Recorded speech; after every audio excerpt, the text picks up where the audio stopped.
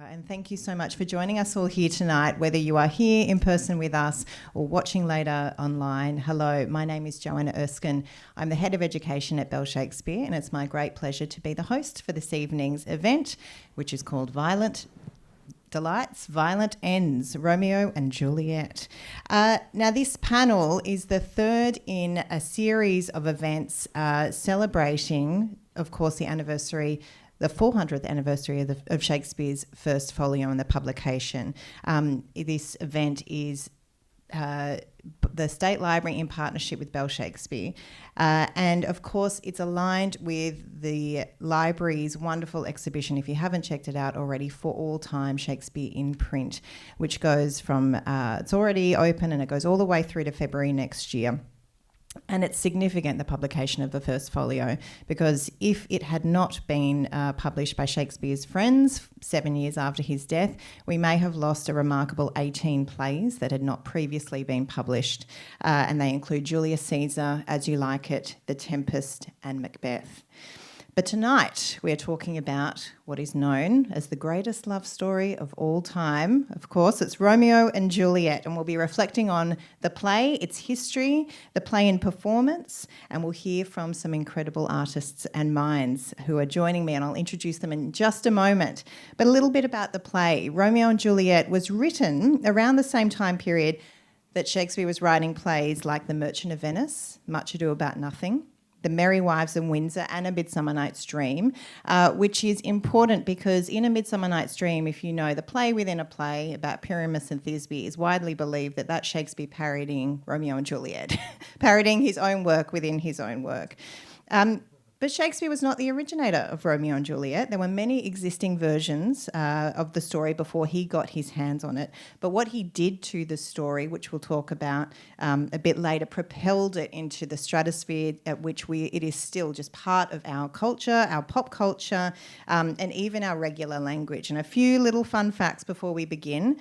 Many of you will know that the word Romeo has entered our modern lexicon as the definition of a male romantic or a man synonymous with being a lover of women. Also, Romeo and Juliet are the words that denote the letters R and J in radio telephony and the NATO phonetic alphabet famously used by the military. But before we get into the talking and discussion of the play, let me introduce our panel. From the University of Wollongong, we have Dr. Lauren Webber.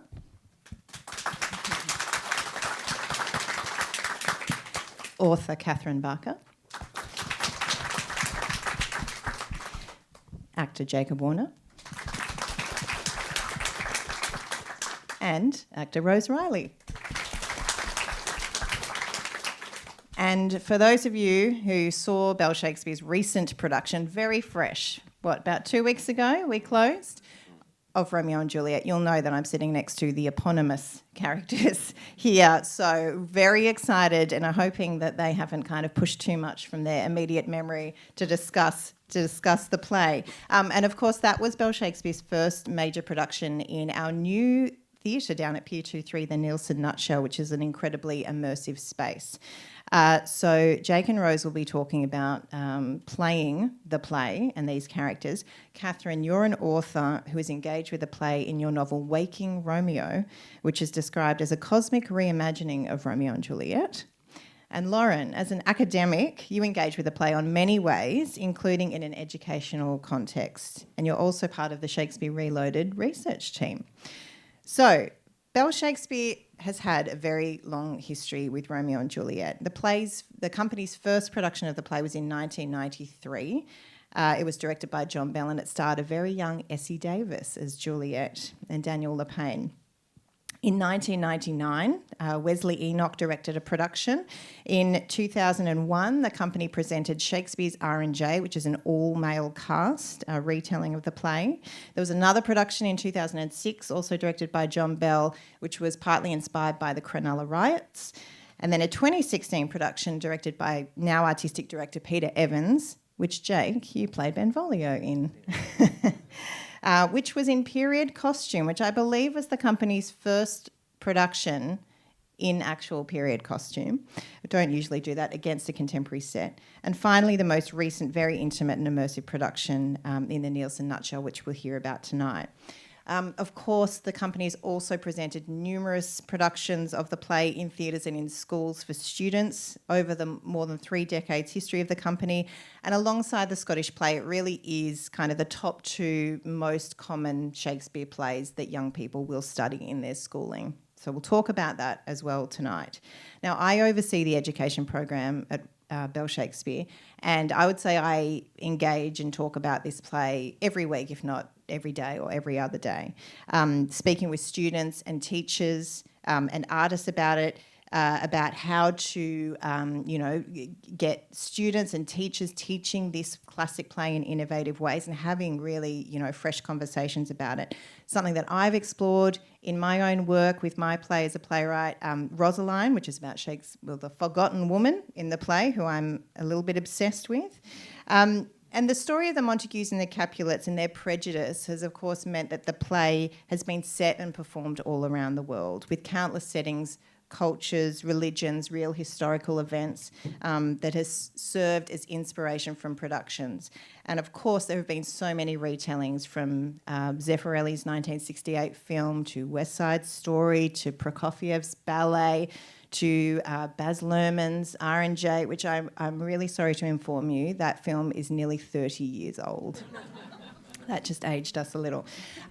But let's get into the discussing of it. Before we get into the playing, Lauren, would you mind setting the historical context and the historical background of the play? I mentioned that Shakespeare wasn't the originator of the story, was he?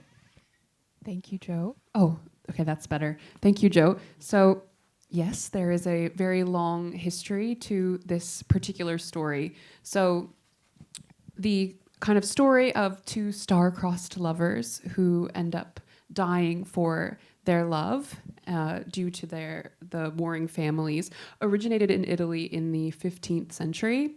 And it's derived directly from the novella genre, which is an Italian literary genre of the early Renaissance. It was popularized by Boccaccio's Decameron. If you know that text, that's probably the most famous Italian novella. And that was published in 1353. So the novella as a genre has a very long history, and they're basically a series of short stories or tales. So interestingly, the novella genre hasn't really been critically valued, and it's often described negatively by critics as kind of lacking in artistry. But this story that ended up becoming Romeo and Juliet appeared repeatedly in novellas all the way through to the 16th century, starting in Italian and then being translated into French and then eventually into English. So yes, it has a very long kind of history there. And Shakespeare's direct source material, is it correct to say that that might have been Arthur Brooks' poem, which I think was quite didactic, wasn't it? It was Do you want to share a little bit about that? Yeah, sure. So Arthur Brooks' poem, The Tragical History of Romeo and Juliet, was really popular.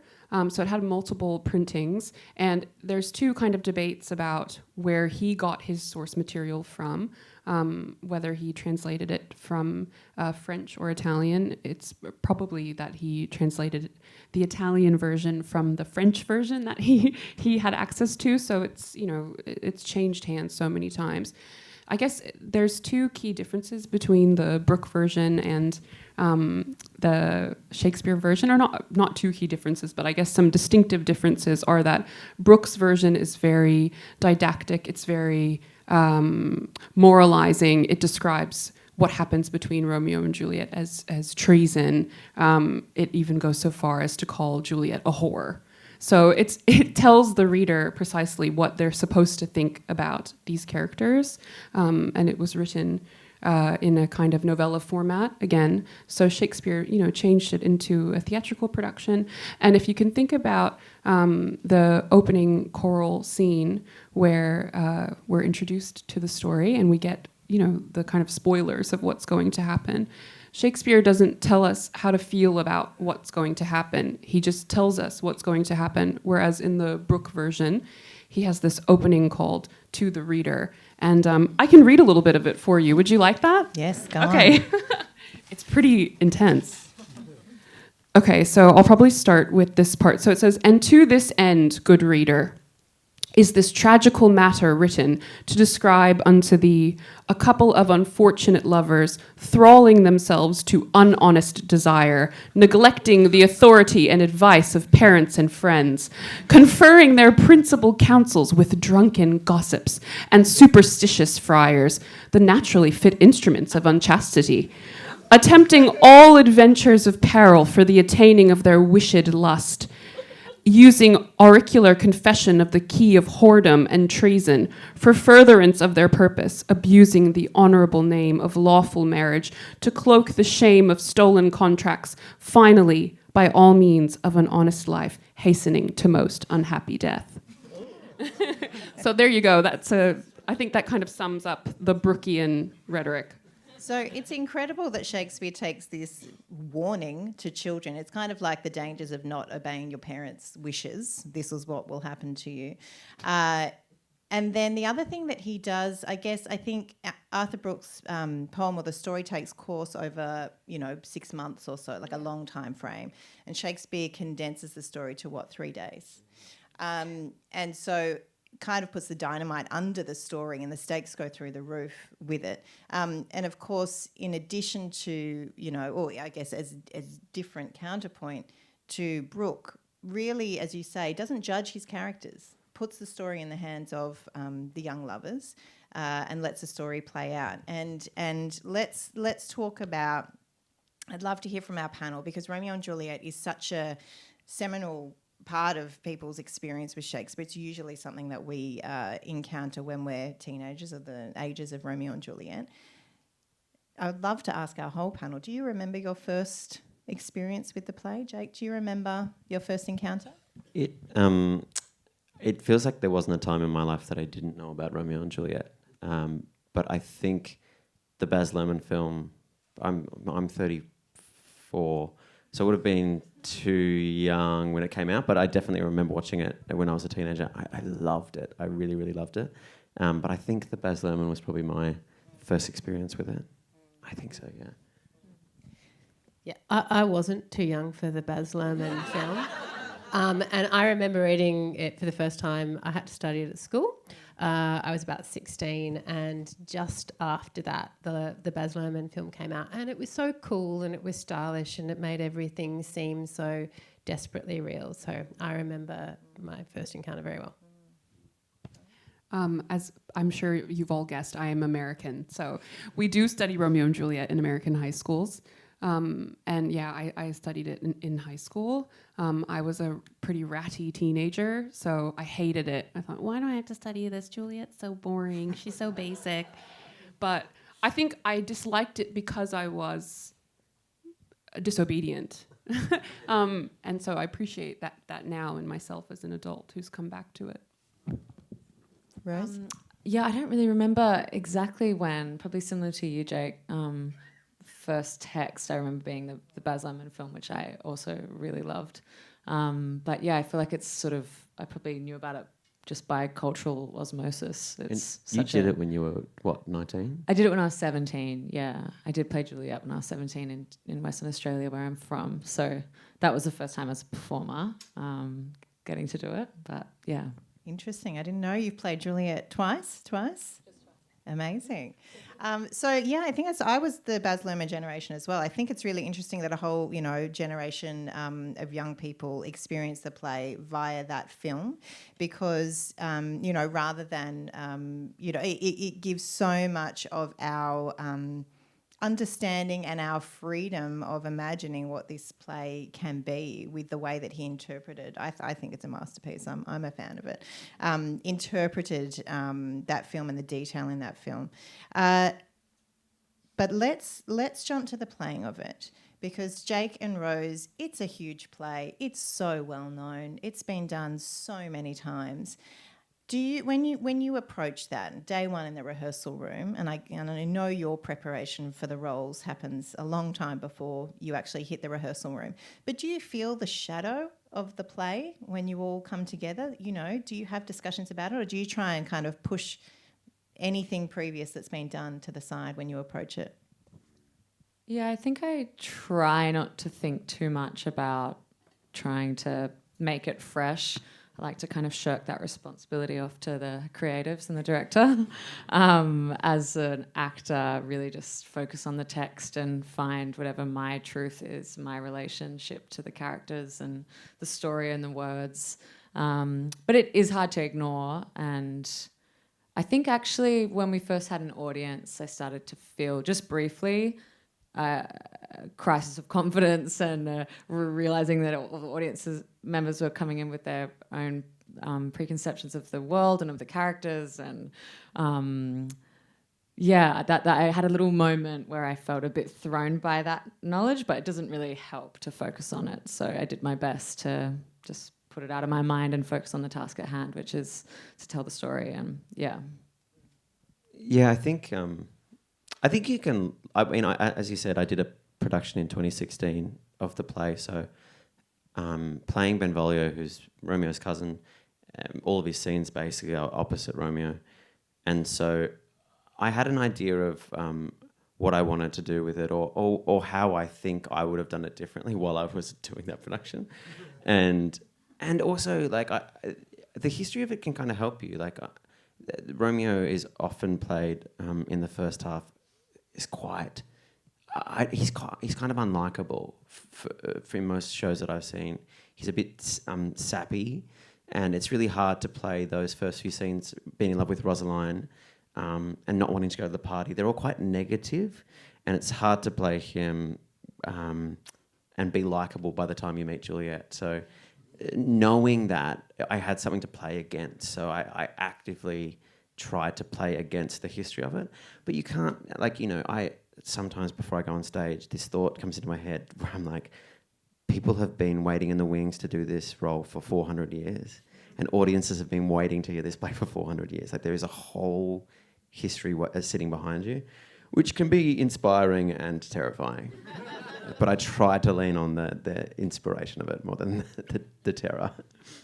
You've preempted something I wanted to ask you about, so I'm going to ask you about it now. I would describe, for those of you who saw Jake's performance, I would describe your Romeo with words like playful and funny. So funny. Not usually words that you associate with Romeo. Can you mentioned it then? Can you elaborate a little bit more? And I know that you had a lot of fun with that audience in that role. That was unexpected. Yeah, there was a few things. I thought it was hard to like Romeo when he first meets Juliet, and so I tried to put, like, there's a scene, if you've seen it or read it, where Benvolio and Mercutio are looking for Romeo after the party. They can't find him. They're talking about Romeo the whole time. The scene is about Romeo, and there's a sense in the stage directions that he's around. And I was watching the scene the first time it was being rehearsed, and I went to the director and I was like, I think it would be funny if I was hiding from Benvolio and Mercutio throughout this whole scene. And the idea was to have them with torches. And I was like, I think me ducking under torches and hiding and rolling on the floor, I was like, I know it's going to be distracting, but if I can get the audience to laugh at a guy rolling around on the floor, it completely changes the way they feel about that guy. And he's just about to do this speech, like, but soft, what light through yonder window breaks. And if you can disarm them with some physical comedy just before that scene, I just feel like you can get them on side a little bit more. So, like, I cheated there a little bit. But also, I think that speech is kind of funny. I think that first interaction is funny. And the theatre we were playing in is so small, and the house lights were basically up so you could see the audience members the whole time. And that speech is directly to the audience. So having the opportunity to talk directly to people in the front row, and he asked so many questions of the audience in that scene, and to be able to look people in the eye and ask them those questions and wait for their answer, and then not hearing one, move on to the next question. I felt like I didn't think I was adding anything to the play. I think I was just taking a different interpretation with what was already there. I do think he is playful.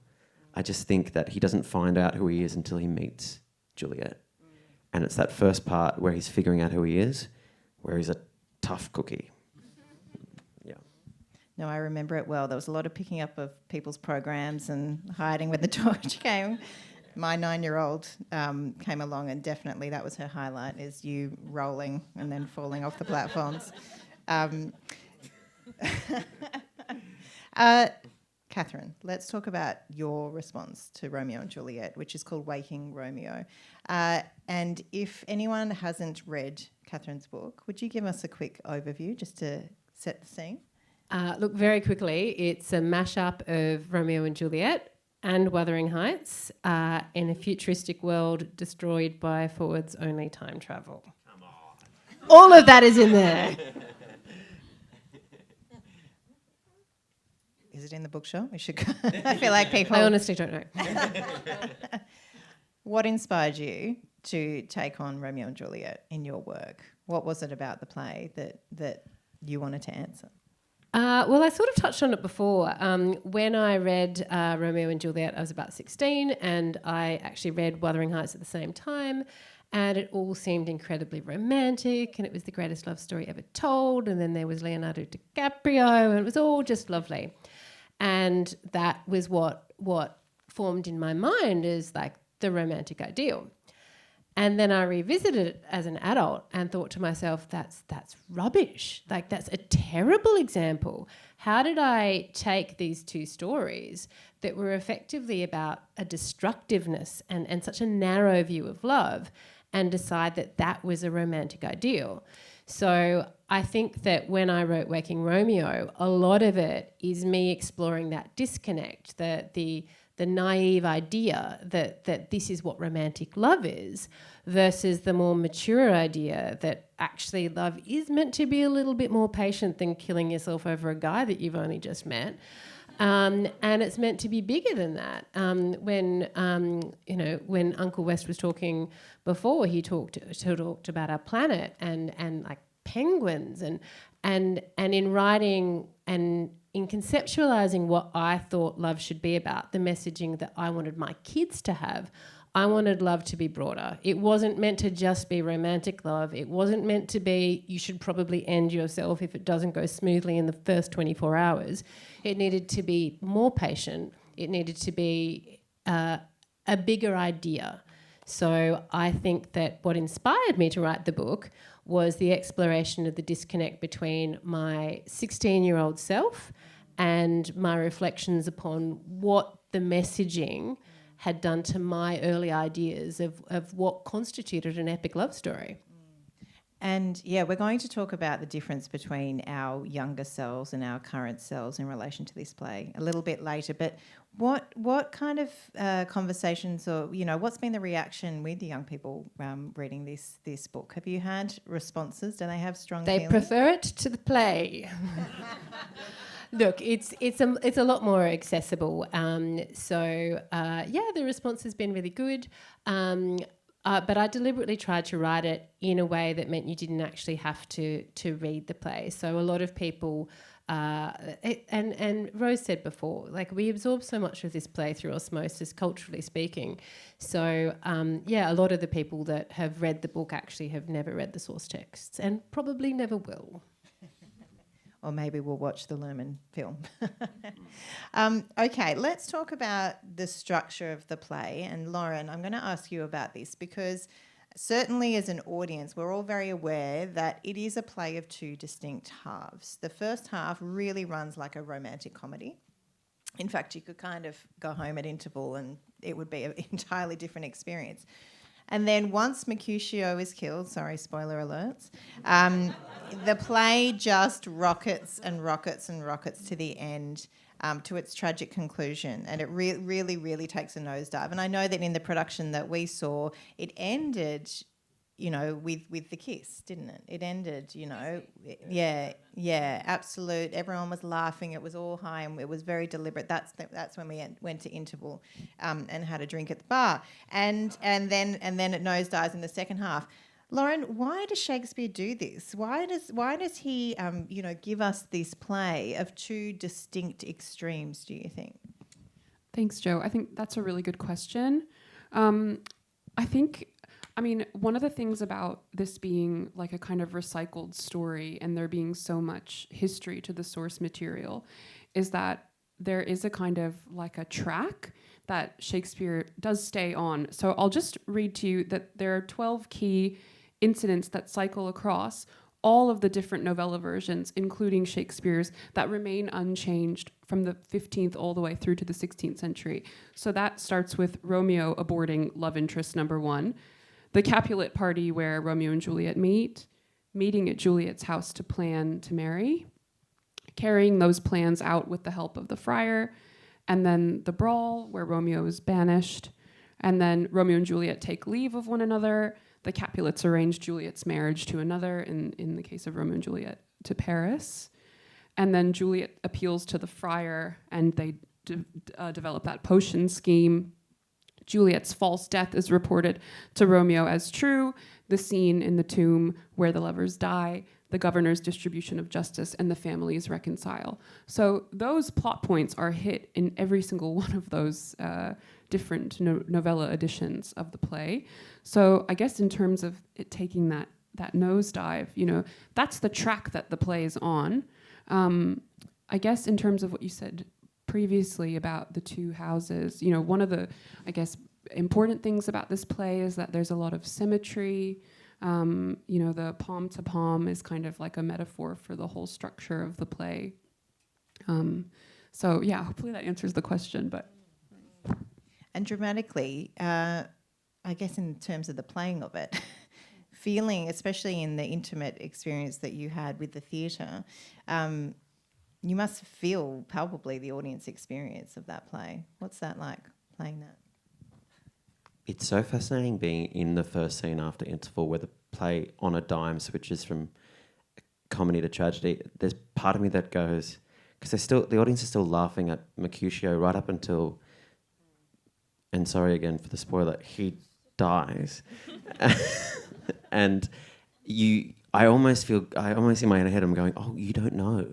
Like, you don't know, you shouldn't be laughing. This scene gets really serious. In our production, we had the house lights up basically until Tybalt's death, and once Tybalt died, the play closed in and became a much more... the audience weren't part of it anymore. It became much more about the story. But it flips on a dime, and it's interesting to play. But we split it. The last time I did it, we had the fight happen in the first half, and we went to interval after the deaths. But I think the way we did it this time is kind of more exciting because it points out the two halves are much clearer, but it is weird to play. And poor Juliet in the next scene is still in the comedy because she hasn't got the news yet. So Rose comes in after that fight, after the audience knowing what's going to happen. And so the beauty of that scene is her being so excited for Romeo to come and the audience watching this whole speech going, you have no idea what you're about to find out.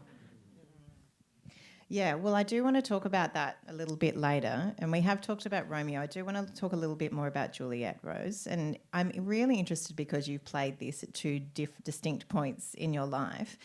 Your response to that character, because, as Lauren, you mentioned it before, when you were young, you thought, oh, she's so basic. She's, there's a lot of, misconceptions about her as a character. She goes on an incredible journey of transformation across those 3 days. She's thought of in a particular way by her parents and other characters.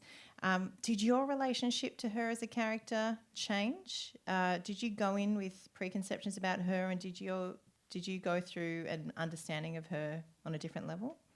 Yeah, definitely. And it's sort of my aim. Like, I seek to get to know the character better with every performance. I'm hoping to discover something more. It doesn't always happen, but that's, I hope that happens every day of the rehearsal and performing. I love Juliet as a character. I think she's incredible. She's so complex. I found her incredibly relatable. The age thing is, she's written as nearly 14. I'm 30, so I'm not a teenager, and I didn't find her age to be very relevant in the end. The circumstances are relevant. That she's has to obey her father, and she doesn't have much freedom, or any freedom, especially in comparison to Romeo in the world of the play.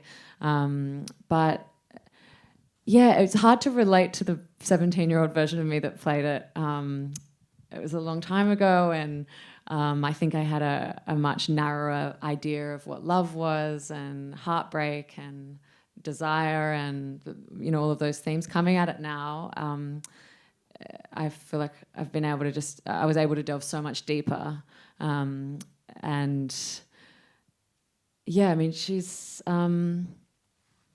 very. She's smart. She's really headstrong. She finds agency.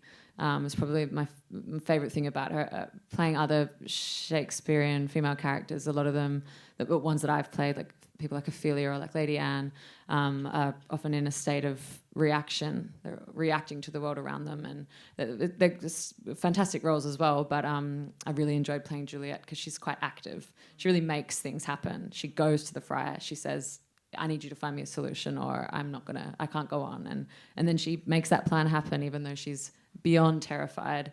And, I don't think all of her ideas, her decisions were the best, but, she exerted her agency in some way. Yeah, it's very interesting, isn't it? Because Romeo has a lot more experience, in love, I guess. But it is Juliet when the crisis happens, she's the one that drives the action. She's the one that comes up to the plan. He kind of goes into a state of despair, doesn't he? There's the whole stand up and you be a man in Fry's chamber.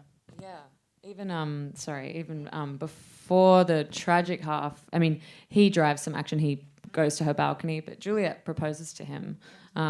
She's quite active. I mean, I think they both have equal kind of agency. They're quite equal characters despite their circumstances. In terms of their relationship, I think they are quite equal. Yeah.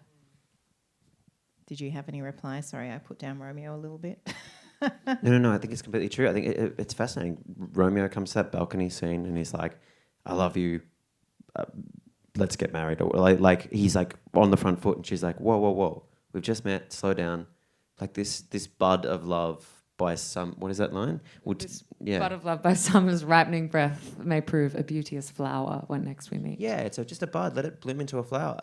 And then she leaves, and she comes right back, and she's like, "Actually." 9 o'clock tomorrow. Yeah. You tell me the time, but let's get married tomorrow. It's her that makes that decision. Even though she's right, she says, "Hey, let's slow down." She goes, "Nah, let's not. Who cares? Let's do it." Okay, so we're talking a lot about teenagers and the, title characters are teenagers. Kathryn, in your work, you're looking, you talked about your experience, as a teenager and your view of them and this work. But what about teenagers in, maybe Lauren, I'll throw it to you, Shakespeare's teenagers, the teenagers that were around in Shakespeare's time compared to the teenagers today. What would the experiences have been? Obviously, it's a different world. But do we view, is that part of the discussion about this play, about what the experience of teenagers back then would have been? I mean... I wish that I knew more about that. I will say that there's a wonderful book by a scholar named Ursula Potter that's about green sickness. And this idea that, girls, when they get to a kind of ripe age, if they're not married, they physically get sick because their sexuality starts to make them sick. So that's one way of looking at the play. And that was a real thing. That was a real concern in the period, that you needed to, kind of monitor your daughter for green sickness. And there were all these symptoms. And Capulet calls her green sickness carrion, doesn't he? Oh, yeah, that's right. Yeah. So it's in the play. I mean, I guess the other thing to think about too is that there would have been a young boy playing Juliet.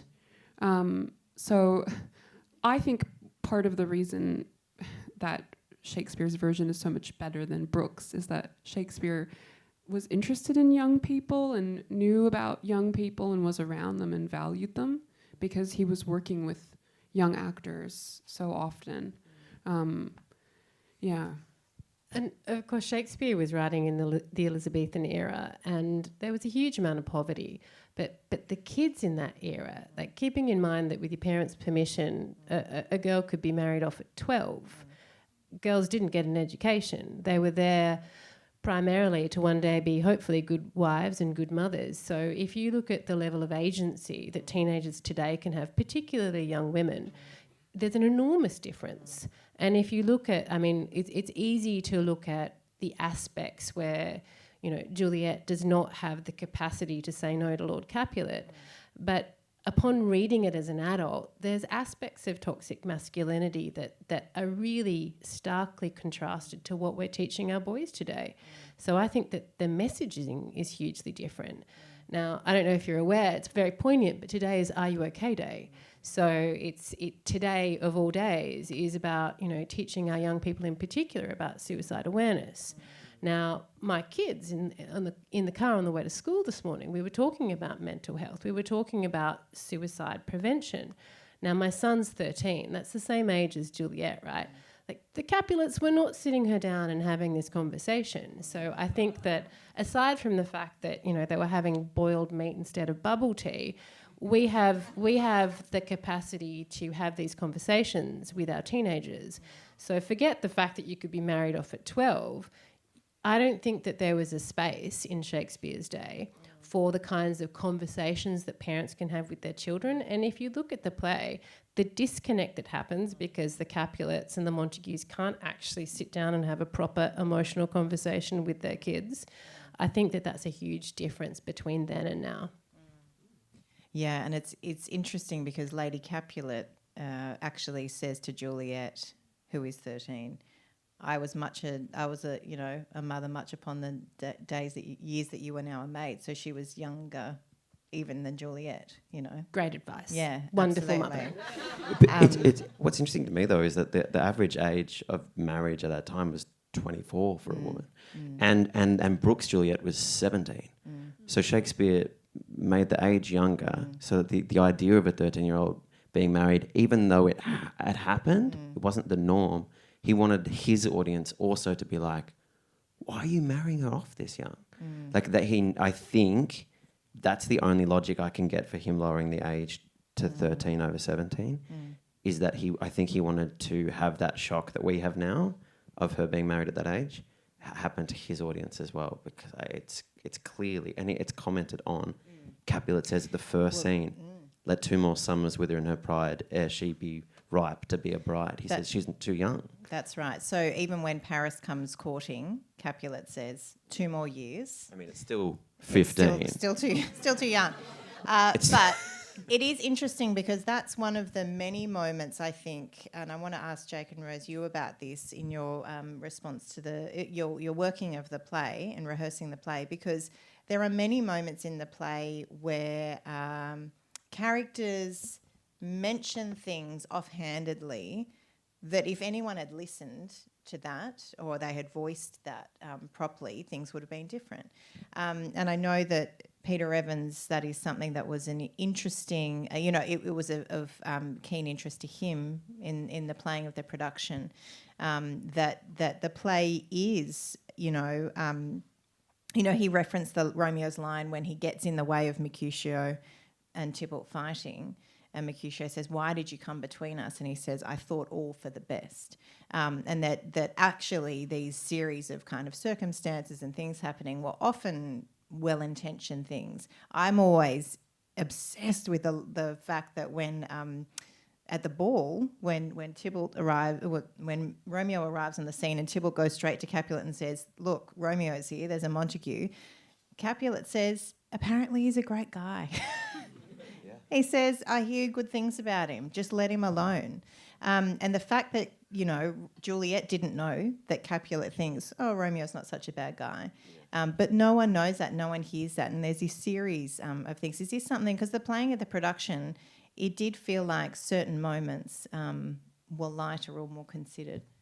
Well, I think part of it is that as we've spoken about, we have preconceived ideas about this play, having not looked at it. And I think we forget about all those scenes where the friar in that first scene with Romeo says, "What do you mean you're in love with Juliet? You've just been crying over Rosaline." Like, men's hearts, men's love is in their eyes, not their hearts. I've paraphrased it, but even the friar's like, "You were just in love with someone else. Are you kidding me? Like, what do you mean you're in love with someone else?" And he constantly says at the end of the scene, "Wisely and slow, they stumble that run fast." People are constantly telling Romeo and Juliet to, hey, slow down. This is not right. And also, you're in love with someone else. Like, all of the things that people kind of pull apart in the play, Shakespeare's dealing with in the play, but I forgot about them. I forgot about all the warnings. I forgot about the friar chastising him about Rosaline. Like, it's an unfortunate series of circumstances where these two people feel like they have no other way out. And that's why it's a tragedy, is because they do, and they have many opportunities. If they had just told a different person other than the friar or the nurse, potentially, you know, there's all these opportunities where it could have gone differently, and you watch it and you go, no, like, you don't have to do it. Or if you met someone else in 5 years, Juliet, I promise you would love them more than Romeo. Like we all know that watching it, but at that age, your first love, you think it's your only love. And we all know it's not. And so that's why the play's a tragedy, is we can see that there's other ways out, and everyone is telling them there's other ways out, and they just choose not to see them. Okay, we can't escape it any longer. We have to talk about the much debated point. Is it real love or is it a crush? I'm interested to hear what we all think. That is, Rose, go for it. Well, I think in the moment it's as real as anything. I mean, I've been madly in love in the past, and in the moment it was the most real thing. But with hindsight and experience, I can be a little more critical of it. But yeah, I think I don't know. It didn't really help me. You know, I played Juliet, so it didn't help me much to think like, oh, you know, like she'll meet somebody else and down. You know, like obviously. I think she falls head over heels with him. You know, and I think there's lots of reasons for that. I think he's playful. I think he gives her... she finds a version of herself with him that she hasn't found before. He kind of gets her to break the rules a little bit if we imagine she's quite well behaved and obedient. And he awakens a side in her that she hasn't explored before. And, you know, also her sexuality is a really big part of it. She's like a young woman. She's discovering that for the first time. And I think there are so many things involved in that relationship that make it entirely credible. But 100%, I mean, if we're going by they're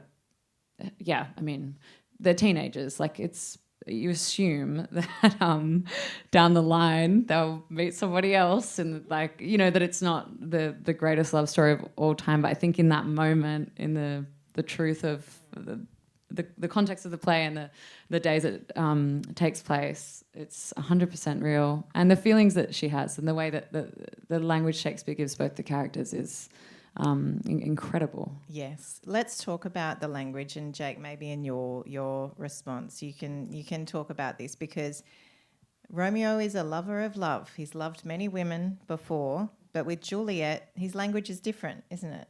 Is that Shakespeare's clue? I think so. I only know of Rosaline, so I don't know what these rumours are about these other women. Let's just be clear.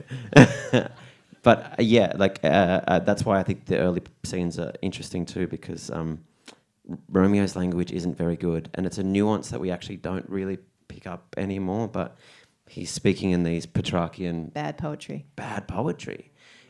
But when you're doing Shakespeare in 2023, it's hard to go, this poetry is bad poetry and this poetry is good poetry. It's hard to explain that to our audience.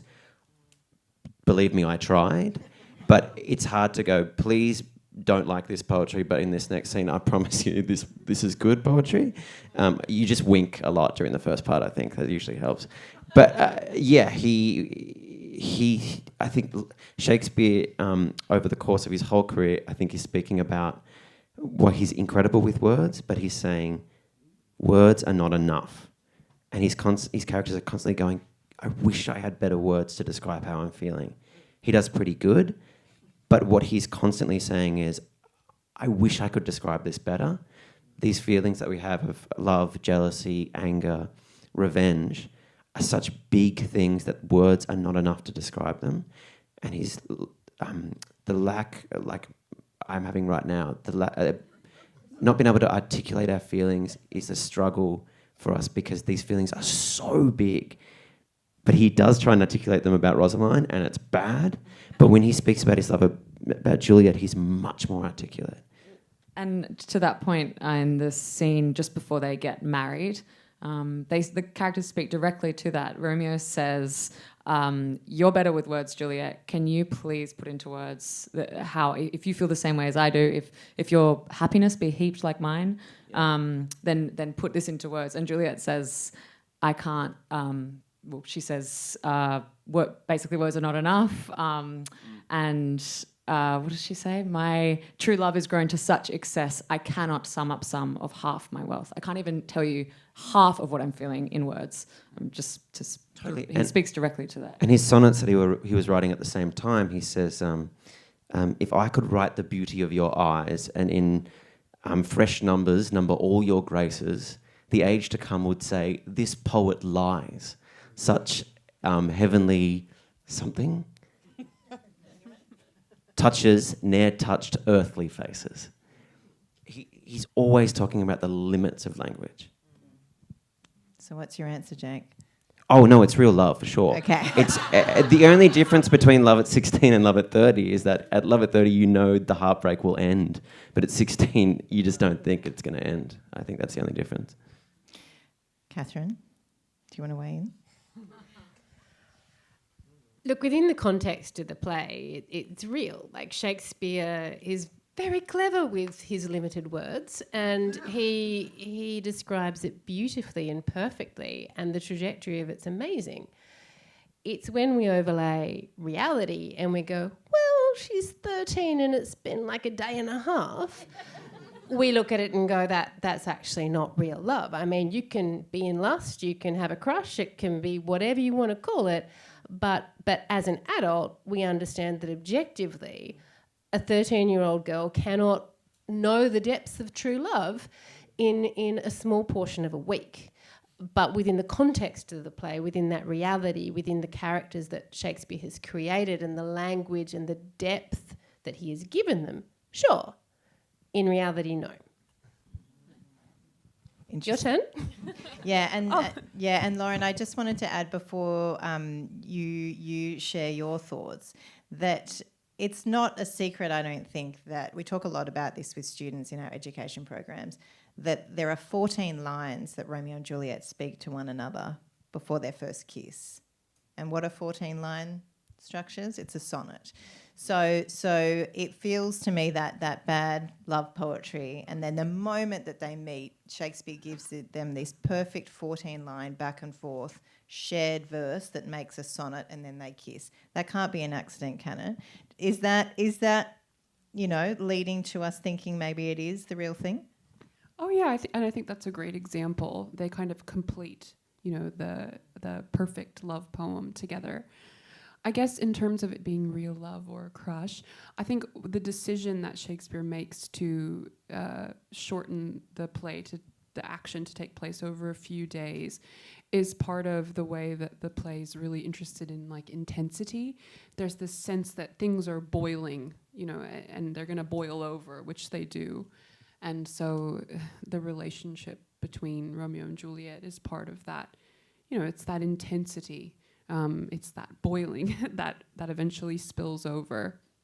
And, that also has to do with all of the violence in the play. I mean, it's a very violent play. And when you look at the adaptations, particularly the popular filmic versions, Baz Luhrmann's version in West Side Story, you really get a sense of the violence, I think, in a different way. So, yeah, I just think it's all part of the way that the play is focused on making the audience feel that emotional intensity and that kind of depth of passion, whether that's violent or sexual passion. And so I want to talk a little bit about endings, and something that obviously the play has an incredibly tragic conclusion, certainly when we work with students. And we work with Romeo and Juliet for littlies, primary, all the way up to high school. And there's and we don't change the story. We're not about changing the story, but a lot of our work is to do with critical and creative thinking, and the choices that are made in this play. So a lot of focus traditionally goes on the choices of Romeo and Juliet and blaming them for, well, they shouldn't have done this, they shouldn't have done this. There's a lot of other characters in that play that make a lot of choices that dictate the outcome as well, but they get focused less on. So we're always saying, what about any number of these choices that could have been different and changed the trajectory? Kathryn, your work, it is a considerable thing, and you're joining a rich tradition of writers who take on Shakespeare and reimagine it, and reimagine different endings and different outcomes, certainly for someone like Juliet. I guess I'm interested in why you think that's important, but also why you think writers are drawn to reimagining Shakespeare. It's out of copyright. No, look, it's just such rich source material, and I think that it's adapted and reimagined so much, partly because it's already part of our cultural experience. And I think that audiences and readerships really enjoy having a frame of reference. So if you come to a story like Waking Romeo, like you already know enough about Romeo and Juliet that you're building on a frame of knowledge. And it's just actually weirdly satisfying for humans to build on what they already know. But it's also, I mean, if you're gonna pick someone to rip off a bit and riff on, like Shakespeare is an excellent choice. There were a number of times during the writing of Waking Romeo where I wanted to put something really clever in there, and it really didn't take much Googling to find that Shakespeare had said it perfectly. I mean, the depth of characterisation, and obviously there's the historical context, and he didn't do all of it, but it's not just the dynamic between Romeo and Juliet. There's the Montagues and the Capulets. There's Rosalind, which obviously you've created a whole play over. He was very, very clever. And so the depth of the family dynamics, even that alone means that you can come into a play that is as rich as that and come at some particular angle or just pull one bit out, and there's already so much to work with. And the material you're working with is not just like of the highest quality, but it has resonance with your readership. So it's really fun to work with, and it's fun to take language and stories that for some people are more inaccessible and to create a much more modern context and a modern flavour. But as we were talking before about, the messaging, I want my kids to read Romeo and Juliet one day, but I also want them to see a version where Juliet ruminated over those choices and ultimately imagined a life where, she didn't die in the crypt that day. Because, whilst one's a wonderful work of literature, there's also a lot of messaging that sits behind it that I want different for my kids. I want a different ultimate message to come out of it. And as much and all as I love Romeo and Juliet, I don't want it held up as a great example of a wonderful love story, because it's a tragedy. But we kind of forget that it's a tragedy and we call it a love story.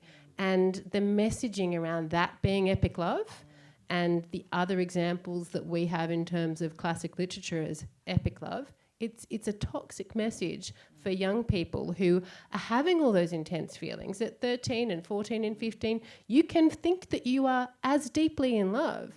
And when we have such passionate, violent messages, I want there to be an antidote to that kind of messaging. Like, Romeo and Juliet's not going anywhere. It's brilliant. Like, no one's going to write a play as good as that, I don't imagine, anytime soon.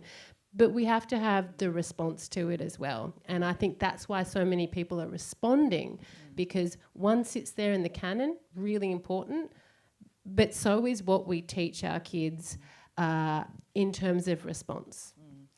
It's such an important point, because a lot of the work that we do with young people in our education programs at Bell Shakespeare is about making sure that they know, yes, we can respect and appreciate these works, but you need to be active with it as well. You can question it, you're allowed to challenge it, we won't be offended.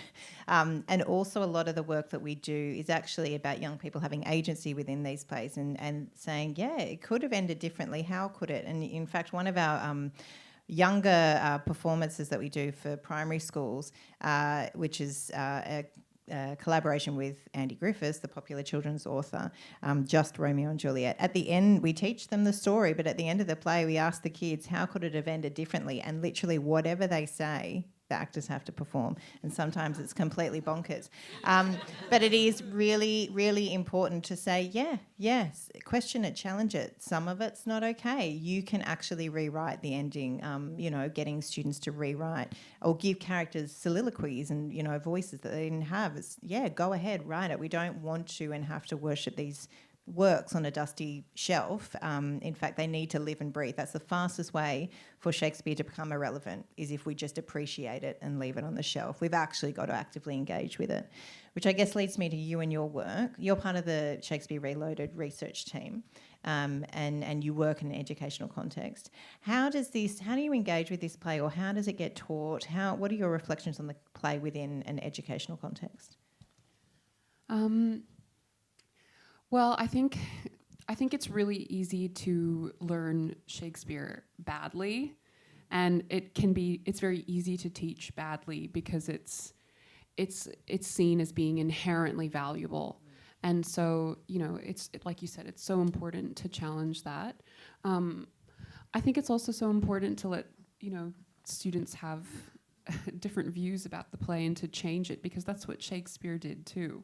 So, it's important for them to also learn about the context in which this was written, and then to learn about themselves as authors as a result of that. I guess one thing that I see as being valuable about the play in terms of education is that, to me, it reads like a young adult fiction text. It has a lot of the kind of generic trappings of a young adult fiction text. It's interested in identity. It's interested in rebelling against, adults and adult culture. It's about love. It's about sex. It's about violence, and kind of testing the boundaries of one's world. So I think that that's part of why, maybe implicitly, it's been so canonized in the schoolhouse canon. Like, it's a kind of rite of passage to learn, to learn Romeo and Juliet in particular at school. But yeah, all of that is to say, I don't think that it's that it should be read as a kind of as a message for why we need to uphold the canon or something. It should be read as a way for students to reflect on their own development as authors, and to ask important questions and to think critically about history. Yeah, and it is typically studied in junior secondary. As I mentioned before, often it's young people's first experience of Shakespeare. And one of the interesting things that is looked at and studied in the play is Shakespeare's use of dramatic irony, which is a huge device that he uses throughout the play, including in the opening prologue where he tells us, spoiler alert, what's going to happen. Dramatic irony, of course, when the audience has information that the characters themselves don't. And you mentioned this before with Juliet. That characters have knowledge of the true events of the play. Mercutio, Tybalt, Paris all die without even knowing that these two are a couple or married. I think Mercutio thinks he's in a completely different play than the one he thinks he's the star of the show until he gets taken down. He thinks he's the main. I think Peter Evans thinks that Mercutio thinks he's the title character in his own play, and he has a rude shot. Rose, one of the key scenes where dramatic irony is employed by Shakespeare is, of course, Gallop Apace. Prior to this, we see, the deaths of Mercutio and Tybalt.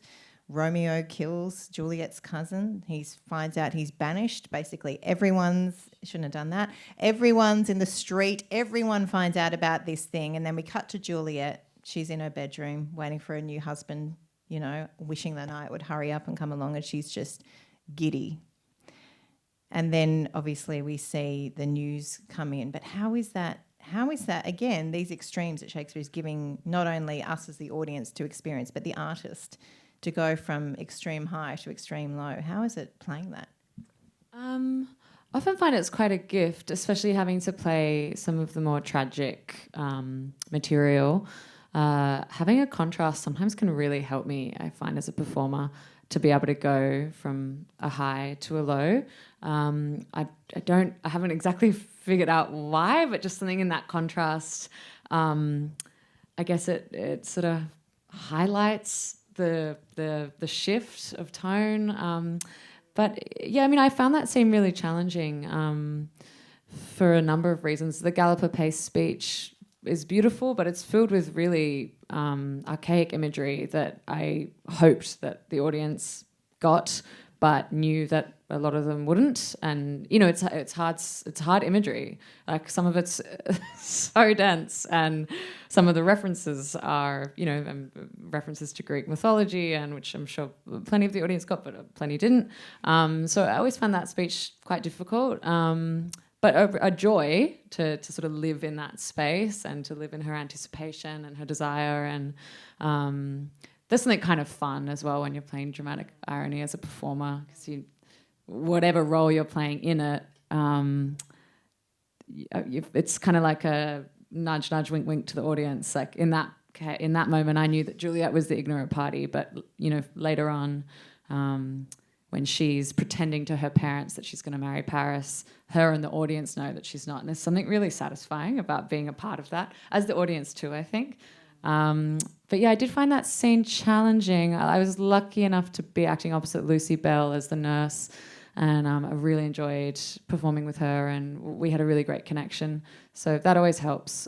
She's such a generous performer, so she would come in with this bad news, and I found I could just listen to her, and you know, yeah, the text helps, and yeah, but it was challenging. And Romeo has a fair few moments as well, doesn't he? I think about, and it's heartbreaking as an audience, because especially that moment where he's in Mantua and he comes out and he says, "I've had a great dream." Yeah. Well, that's the other thing about when Juliet gets bad news or big news or news, she's given a lot of language to unpack it, and Romeo isn't given that. I was sometimes jealous because I'd be listening to Rose get the news about stuff, and I'd be like, she really gets to talk through it. Juliet has too much. Too much, honestly. Too many antithesis imagery. 12. Too many. We don't need any. When he finds out that Juliet is dead, but she's not, he has like 2 lines before he's making a plan. He says, "Is it even so? Then I defy you, stars. This is my plan." He doesn't. It's nothing. And the same with Mercutio's death. He's told Mercutio's dead, and he says, to paraphrase it, "Well, it's a bad day." It's like, well, this is a big problem, but we can't solve it today. Like, he doesn't get the language, which I think Juliet's much cleverer than Romeo. He's action, and I must solve this. How can I solve this? What can I do to solve this? And Juliet talks through her problems and makes plans, and Romeo's just like, all right, let me just do something. Your death speech was better, though. I think Romeo has a better death speech. Oh, no, totally. Yeah. But Juliet doesn't. Just wanted to clarify that. It's not a competition. She's got to hurry up. She's got to be quick. We do need to wrap up so we can throw to you for questions. So think of questions. I'll jump to the final. I have to ask our panel before we hand over to you, our audience. Shakespeare, I think, leaves the ending of this play deliberately ambiguous. After the deaths of all the young people are discovered, the kind of heads of the Montague and Capulet family come together and they vow to end the feud. They promise they'll make golden statues and make all these promises. But I think Shakespeare's being deliberately ambiguous in, do we actually think that they'll follow through? Is this feud over for once and for all? Panel, what do we think? Lauren, what do you think? Are the families going to stop fighting? I don't know. That's a good question. Yeah, I don't know. I'm not sure Don't know? how to answer Kathryn? that. Oh, look, no, because it'd make a good sequel if they didn't. But I think they've run out of children, haven't they? Benvolio's still there. What do you two think? I don't know. I don't think the play is about the two households. It's weird. It's the first line, but I don't really care about the feud. It starts out being about that, but I really don't. And West Side Story makes it to be like two very different groups, but they're both rich Italian families. Like they come from the same background. It's not two different backgrounds. It's just two different families who don't like each other. The play weirdly for me is not about that, but it is about. It provides a context for why they can't. They don't get to talk about it. They can't. If they had able to have conversations with their parents, maybe it would have turned out differently. But the fact that they've gone, oh well, I'm in love with the enemy's daughter. I can't talk to my dad. I can't talk to my cousin. I can't talk to my best friend. And that's the tragedy of the play, is that they don't get to talk out their ideas. But yeah, I don't know. Probably not. I mean, I forgot because our version of the play ended after we both died, and there was a little epilogue, so I forgot that even happened. You were acting dead. Yeah, in my version, that never happens. Yeah, there is no statue. Thank you. Okay, let's throw to our audience. Hands up if you have a question for our panel. We will need you to have the microphone. So Lydia is going to come to you. Wonderful. Thank you. That was, can you hear me? That was fascinating, as always. I wondered, when you're talking to young people in your education classes about other options for how the play could have worked out, do you teach them about limerence? Because I didn't learn about limerence till I was about 35. And I think, I'm getting some blank looks here. I just learned about limerence. You just learned about limerence? Okay. I don't know what limerence is. Who in this audience doesn't know what limerence is? Could you put your hand? Oh, my God. Okay. This is what I was taught by a therapist, so I assume she knew. Well, you explain if you'd like to. Would you like to explain? Rose? Okay. So what I was taught was that when we were living in caves and we were hunter-gatherers, and the men had to fight off the big hairy mastodons, there had to be enough sort of glue between a man and a woman who'd shagged and she'd got pregnant, sorry to be crude, to keep the man finding food and bringing it to the woman while she was incapable of feeding herself and her child. And that this is called limerence. It's the fact of being in lust, really. And that is designed to last for between 18 months and 3 years so that the child can walk and the mother can feed them again. So it's actually a survival mechanism. And Hollywood perpetuates this myth that that is what love is. You know, the Romeo and Juliet model of love, it's crazy, you can't live without them. But actually limerence is designed to wear off after 18 months to 3 years so that real, deeper love can come in. So you should never get engaged or married within limerence because you need to figure out whether there's anything left after the shagging wears off. So I hope the young people in this audience were paying great attention. We'll add it to our education program. Is that your understanding of limerence? Yeah, I didn't know the historical origins of it, so I hadn't heard that side, but I just heard that it was a state of sort of ecstatic, all-consuming, sort of obsessive love. Infatuation would probably be the closest that I had understood it, but when I looked it up, I just learnt about it last year. It's a survival technique. There you go. Thank you for that. Any other questions? One of the things that really interested me was the fact that they were going to pledge Juliet off to Paris, and I just wondered historically in that whether people felt that Shakespeare was trying to make a point there to sort of say, look, this is not a great thing for society to be pledging young women off, and these are some of the consequences that can come of it. It just struck me. I actually went and saw the production twice because I'm a slow learner. it really, in the second one, it just hit me like a train smash that in the background there's this whole thing with Paris and you know, I'll leave it a couple of years and get to know each other, and then all of a sudden I know it's going to happen on Thursday, and it was just this, and I just wondered whether there was more to it that other people felt was going on. Yeah. Anyone have thoughts on that? I think that's a really nice reading.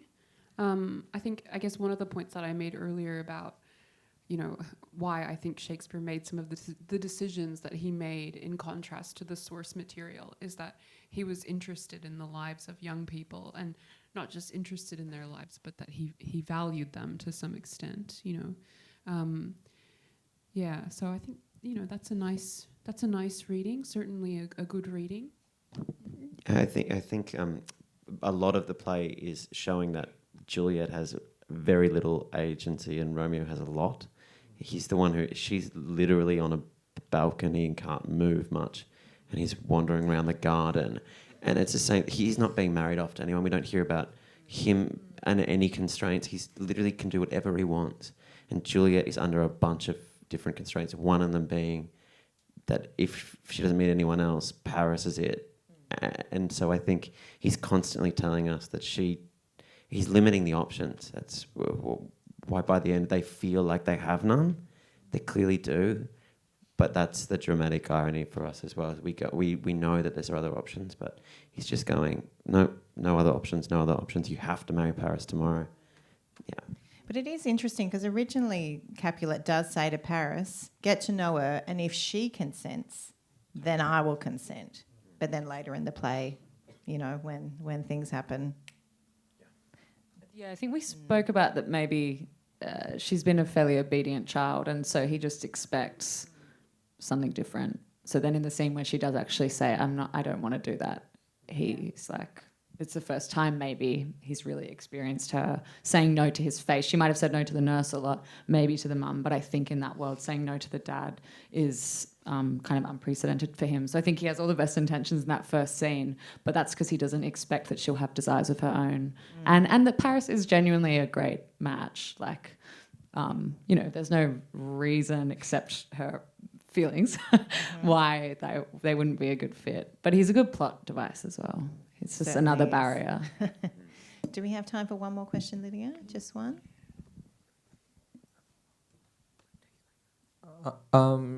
So what do you think of, like, in the play, like, most of the adults have a lot of failings, like, especially we see the two heads of the ruling households and Prince, and, like, Prince doesn't follow up on his, like, threats. So what do you think of, like, the adults, like, failing in this play?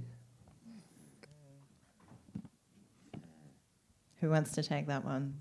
There are a lot of adult failings in the play, absolutely. We do focus on the teenage failings, but there's a lot of adult failings. Yeah, maybe one that comes to mind is the nurse.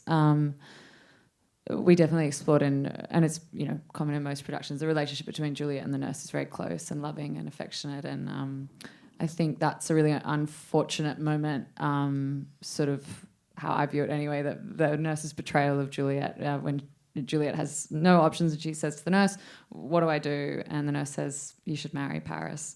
That I think is a really missed opportunity. That is, such a great betrayal for Juliet. I mean, she can't marry Paris. She's already married, and it's just not possible for her to even do that on a religious level, on a on an emotional level. So I feel like, the nurse that's one that she has such good intentions. She loves Juliet so much. I think that's why she wants her to marry Paris, because she just doesn't see any other options for her. But it's a big letdown, and ultimately, causes Juliet to put up a wall and cut her out, and then seek help from the friar with his insane plan. I think it's really an indictment of the postal system. There's a pandemic. There is. They got. If they had a better postal system and Romeo got the letter, things would have turned out differently. Text. That's it. This play does not exist in a world where smartphones exist, does it? I'll just add something. Thank you for that question. That's a great point. I just remembered there's a line in the play where we're told kind of why the families are fighting, and it's because there's some airy word that was said. And I think that purposeful omission of what the real problem is between the two households says it all about the problem with adults in this play. They're not acting very in a rhetorically sound way. The play is very interested in rhetoric and the power of language and words, as you've pointed out really acutely. So to me, I think that's a kind of indictment of the adults. They don't use their language or their power that they have with language in a way that's very useful. And I guess that's the great tragedy of the entire play, is that perhaps they don't even remember why they don't like each other or what was said, but they just continue for generations. On that cheery note, thank you so much for this evening. Thank you to our wonderful panel.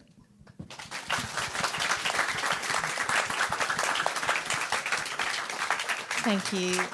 Thank you all for joining us. And I have been asked to mention that next Thursday at 6:30, so same time next week, Bell Shakespeare's 2024 season will be announced, and you can tune in and watch that online from the comfort of home to see what plays we'll be taking on next season. But thank you, everyone, for joining us. Thank you to the library for having us.